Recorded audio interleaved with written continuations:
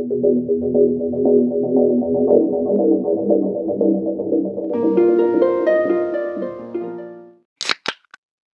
awal tahun 2008, warga kota Bridgewater, Kanada, dihebohkan dengan kabar raibnya seorang gadis belia secara misterius. Di hadapan awak media, ibunya meminta masyarakat setempat membantu menemukan keberadaan putrinya. Sambil berurai air mata, wanita itu juga memohon agar gadis kecilnya pulang dan dia berjanji tidak akan marah. I'm just here to reach out to my daughter. Carissa, I just want to tell you that you have lots of people who love you and want you home. Your Aunt April is here. Your mom is here. Your dad, Shane, Vernon. Your Uncle Joey, your Aunt Chrissy. Your friend Sarah's worried sick. Everybody at school, your grandmothers. Everybody. Carissa Page Bedrow lahir pada tanggal 4 Oktober tahun 95. Ayahnya adalah Paul Bedrow dan ibunya adalah Penny Patricia. Ayah dan ibunya bercerai saat Carissa masih dalam kandungan. Penny kemudian menikahi Shane, saudara laki-laki dari mantan kekasihnya Paul. Tetapi pernikahan keduanya berakhir ketika Carissa berusia 10. Carissa bertumbuh menjadi gadis yang ceria. Dia senang bermain dengan teman sebayanya dan sangat mencintai Lady, anjing peliharaannya. Carissa tertarik pada dunia fauna dan bercita-cita saat dewasa nanti ingin jadi dokter hewan. Carissa yang selalu positif dan optimis menjalani kehidupan mengingatkan Paul pada sosok ibunya. Meski tidak tinggal bersama putrinya, tetapi Paul dan Carissa memiliki hubungan yang sangat dekat. Berbeda dengan ayahnya, Carissa dan ibunya tidak akur. Hampir setiap hari ada saja yang mereka ributkan. Suatu hari, Carissa yang rindu pada ayahnya memohon pada ibunya agar diizinkan tinggal bersama ayahnya. Penny mengabulkan keinginan putrinya itu. Tetapi baru 5 bulan berlalu, Penny sudah meminta putrinya kembali padanya. Saat itu, Penny menyewa apartemen 2 kamar di kota Bridgewater bersama kekasihnya Vernon McCumber. Carissa kemudian tinggal di sana bersama ibu dan kekasihnya. Pada tanggal 27 Januari tahun 2008, sekitar pukul 8:30 malam, dengan nada suara panik, Penny menelpon kepolisian Bridgewater untuk melaporkan putrinya Carissa raib secara misterius. Kepada petugas, Penny bercerita hari itu dia pergi berbelanja ke supermarket bersama putrinya. Dalam perjalanan mereka terlibat adu mulut. Setibanya di supermarket, Carissa mogok dan menolak masuk ke dalam supermarket menemani ibunya. Penny akhirnya belanja sendirian dan meninggalkan Carissa menunggu dalam mobil di area parkiran. Penny mengaku itu adalah terakhir kalinya melihat Carissa. Ketika dia kembali ke mobil setelah berbelanja, Carissa sudah tidak ada di sana. Yang paling mengkhawatirkan saat itu Carissa hanya mengenakan pakaian ala kadarnya, padahal salju sedang turun dengan lebat disertai angin kencang. Kepolisian setempat segera menggelar pencarian besar-besaran dan menurunkan sejumlah petugas ke beberapa area. Mereka juga menyebarkan kabar menghilangnya Carissa lewat media. Banyak dari masyarakat secara sukarela turun ke jalanan dalam cuaca yang dingin untuk membantu menyebarkan selebaran berisi informasi Carissa dan fotonya. Tetapi hingga keesokan harinya Carissa belum berhasil ditemukan. Pihak kepolisian kemudian mengadakan konferensi pers untuk mengumumkan perkembangan pencarian. Didampingi kekasihnya Vernon, Penny tampil di hadapan awak media sambil berlinangan air mata memohon agar Carissa segera pulang. Melihat kesedihan Penny yang begitu mendalam, masyarakat bersimpati dan merasa ikut berduka atas peristiwa yang terjadi. Pencarian Carissa diteruskan dengan wilayah pencarian yang diperluas, menyusuri tepian sungai yang kebetulan sudah mencair. Sayangnya, Carissa tetap belum berhasil ditemukan. Hingga 2 minggu kemudian, pada tanggal 9 Februari tahun 2008, sekitar pukul 11:30 siang, polisi mendapat laporan dari seorang wanita yang mengaku putranya menemukan jasad tertimbun salju di tepian sungai Concurrell dekat batas kota Bridgewater. Polisi segera memeriksa lokasi yang dimaksud pelapor tersebut dan benar saja, mereka menemukan apa yang dicari-cari selama 2 minggu ke belakang. Carissa Boudreaux telah tiada, tertimbun di bawah salju yang membeku, tanpa atasan, hanya memakai jeans yang sudah melorot sampai ke lutut. Melihat kondisinya, polisi menduga gadis malang itu jadi korban aksi pelecehan. Hasil pemeriksaan forensik menyebutkan penyebab kematiannya adalah aspeksia atau kehilangan nafas alias cekikan. Hasil itu dibuktikan dengan bekas jeratan pada jasadnya, sedangkan dugaan pelecehan ternyata tidak terbukti. Pada tanggal 23 Februari tahun 2008, upacara pemakaman Carissa diadakan di Shelburne County, tempat tinggal ayahnya, Paul. Pemakaman itu dihadiri keluarga, teman dan para sukarelawan yang berduka atas kepergian Carissa secara tragis. Namun, ada satu orang yang sama sekali tidak terlihat sedang berduka. Dia adalah Penny Patricia, ibunda Carissa.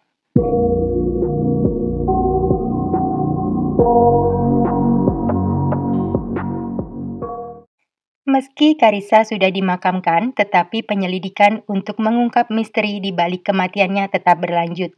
Penyidik berusaha menemukan pelaku sekaligus motifnya.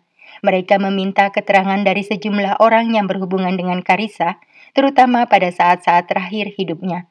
Tidak mudah bagi pihak kepolisian menemukan pelaku karena kebanyakan dari orang yang mereka temui tidak punya motif untuk menghabisi Carissa. Hingga penyidik mulai curiga saat melihat perilaku dan sikap ibunda Carissa yang tidak terlihat berduka sepanjang upacara pemakaman putrinya berlangsung. Yang paling mencurigakan, tidak lama setelah pemakaman putrinya, Penny dan kekasihnya Vernon mendadak pindah ke kota Halifax yang berjarak sekitar 90 km dari Bridgewater. Semua itu sangat mencurigakan bagi penyidik. Mereka menduga Penny dan Vernon terkait dengan kematian Carissa dan keduanya ditetapkan sebagai orang yang dicurigai. Apartemen Penny dan Vernon segera digeledah. Di sana polisi menemukan 2 lembar catatan yang ditulis Carissa beberapa bulan sebelum kepergiannya. Pada lembar pertama, Carissa membuat daftar beberapa hal yang membuatnya bersedih. Di antaranya adalah apartemen ibunya yang terlalu sempit. Pada lembar kedua, gadis itu menuliskan beberapa hal yang membuatnya marah. Di antaranya adalah perceraian ibunya dan Shane, pertunangan ibunya dan Vernon, serta ketidaksukaan Carissa pada kehadiran Vernon dalam kehidupannya. Di saat bersamaan, polisi mendapat informasi dari seorang tetangga Penny dan Vernon di Halifax yang mengaku sempat mendengar kegaduhan antara keduanya. Saat itu, Vernon terdengar kesal karena Penny telah melibatkannya pada sesuatu tanpa persetujuannya. Berdasarkan informasi tersebut, Penny dan Vernon ditahan sementara untuk dimintai keterangan mereka. Tetapi karena belum ada cukup bukti yang mengaitkan keduanya dengan kematian Carissa, polisi dengan terpaksa membebaskan mereka. Pihak kepolisian setempat masih belum menyerah dan tetap meyakini Penny dan Vernon terlibat. Demi mendapatkan pengakuan keduanya, polisi menggelar operasi penyamaran dengan nama Mr. Big. Beberapa petugas menyamar sebagai anggota sindikat yang kebetulan ditahan dalam satu sel yang sama dengan Vernon dan Penny yang sempat ditahan. Mereka pertama-tama mendekati Vernon, tetapi pria itu langsung membantah tuduhan terlibat dan justru menuduh Penny. Kepada petugas yang dikiranya anggota sindikat, Vernon mengaku awalnya berniat membantu penyelidikan, tetapi dia jadi ketakutan dan memilih tutup mulut saat tahu dirinya dicurigai. Setelah gagal mendapat pengakuan dari Vernon, polisi jadi lebih hati-hati saat mendekati Penny. Mereka berusaha mendapatkan kepercayaan Penny terlebih dahulu sebelum menggali pengakuannya. Selama 4 bulan, para petugas yang menyamar berusaha meyakinkan Penny bahwa sindikat mereka mampu menghilangkan jejak kejahatannya. Rupanya usaha polisi berhasil. Akhirnya Penny mengakui perbuatannya telah menghabisi putrinya sendiri karena diultimatum oleh Vernon kekasihnya. Katanya, Vernon memaksa Penny memilih antara kekasih atau putrinya. Penny yang takut kehilangan Vernon, akhirnya tega mengorbankan putrinya. Penny kemudian menunjukkan lokasi di mana dia membuang jasadnya sambil menceritakan kronologi kejadian pada para petugas yang menyamar. Pada tanggal 27 Januari tahun 2008, sekitar pukul 3 atau 4 sore, Penny mengajak putrinya Carissa berkendara dalam cuaca musim dingin yang membeku. Awalnya mereka ngobrol santai di dalam mobil, namun obrolan mereka dengan cepat berubah jadi adu mulut. Saat itulah Penny membulatkan tekadnya untuk melaksanakan niat jahatnya. Penny dan Carissa kemudian pergi ke supermarket Sobeys. Setibanya di sana, Penny masuk ke supermarket sendirian, membeli jus dan daging bacon, sementara Carissa menunggu di mobil. Selesai belanja, Penny menelpon Vernon kekasihnya untuk memberi kabar bohong bahwa Carissa telah menghilang, padahal saat itu putrinya masih ada di dalam mobil. Setelah itu, Penny berjalan ke mobilnya, memasukkan barang belanjaannya ke bagasi sambil menyelipkan senar plastik yang disimpannya di sana ke dalam saku. Kemudian Penny masuk ke mobil, disambut rengekan kekanakan Carissa yang minta turun dari mobil. Tetapi Penny tidak menghiraukan permintaan putrinya, dan dia segera berkendara menuju daerah sepi di jalan William Hepfield dekat Bridgewater. Penny menepikan mobilnya di sana. Kemudian dengan kesal menyuruh putrinya keluar dari mobil. Carissa menurut dan keduanya sama-sama keluar. Ibu dan putrinya itu bertengkar lagi. Secara tak sengaja Carissa tersandung kaki ibunya hingga terjatuh ke jalanan bersalju. Tetapi ketika Carissa mencoba bangkit, Penny segera menahan dengan kakinya. Seperti kesetanan, Penny melancarkan aksinya yang tak berperi kemanusiaan. Dia meraih senar dari sakunya, melingkarkan dan menjerat, diiringi Carissa mengiba-iba dan memohon agar ibunya berhenti. Semua terjadi begitu cepat, tak lama Carissa terdiam kehilangan nyawanya. Penny kemudian memindahkan jasad itu ke kursi penumpang, kemudian kabur dari lokasi menuju resto cepat saji. Senar yang tadi digunakannya dimasukkan ke dalam gelas kosong, lalu dibuang dalam tong sampah milik restoran tersebut. Dari sana, Penny menuju daerah terpencil yang ada di sepanjang sungai Lahif. Dia memarkirkan mobilnya di tempat sepi, membawa Carissa keluar, menyeret jeans yang dipakainya. Itu sebabnya Carissa ditemukan, pakaiannya melorot sampai hampir terlepas. Sesampainya di tepian sungai Concurrel, Penny merekayasa penampilan jasad seolah mengalami pelecehan, kemudian menggulingkannya ke sungai yang setengah membeku agar sulit ditemukan untuk waktu yang lama. Atasan dan sandal pink milik Carissa dibuang ke tong sampah yang terletak di area kolam renang umum. Penny tiba di apartemennya sekitar pukul 7 malam dan mengarang cerita tentang putrinya yang kabur kepada Vernon kekasihnya. 1,5 jam kemudian, barulah Penny melaporkan putrinya menghilang. Setelah lapor polisi, Penny menghubungi teman dan guru sekolah Carissa untuk menyebarkan cerita karangannya agar lebih meyakinkan. Setelah selesai mencatat pengakuan Penny, para petugas yang menyamar sebagai gerombolan sindikat langsung meringkusnya dengan tuduhan pembunuhan tingkat 1. Persidangan dilaksanakan pada tanggal 16 Juni tahun 2008 di Pengadilan Provinsi Bridgewater. Demi menghindari proses persidangan yang panjang sekaligus meringankan hukumannya, Penny akhirnya menerima kesepakatan dengan mengaku bersalah atas tuntutan yang lebih ringan, yaitu pembunuhan tingkat 2. Penny Bedroe akhirnya dijatuhi hukuman seumur hidup dan diperbolehkan mengajukan pembebasan bersyarat setelah menjalani 20 tahun masa tahanan. Mendengar putusan hakim, Penny sempat meneteskan air mata.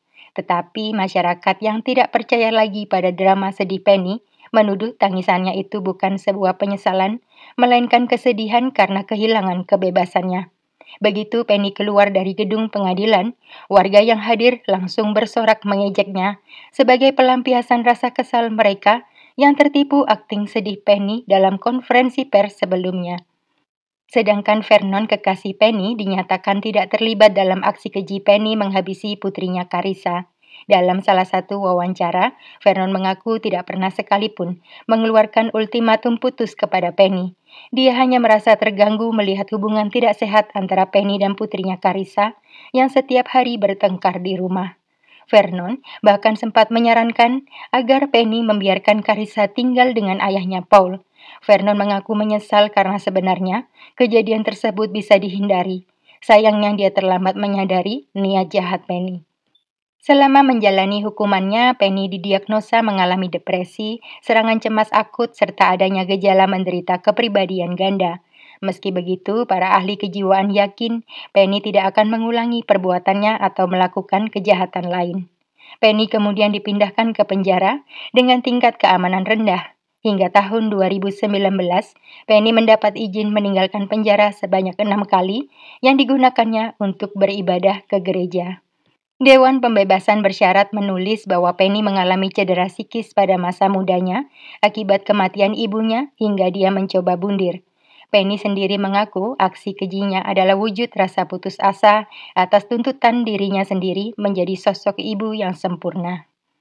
Jaksa penuntut berpendapat ada dua motif di balik aksi Penny yang begitu keji. Yang pertama karena Penny menganggap Carissa sebagai ancaman atas hubungannya dengan Vernon sehingga harus dihilangkan. Yang kedua karena Penny merasa Carissa sering menceritakan kejelekannya pada orang lain.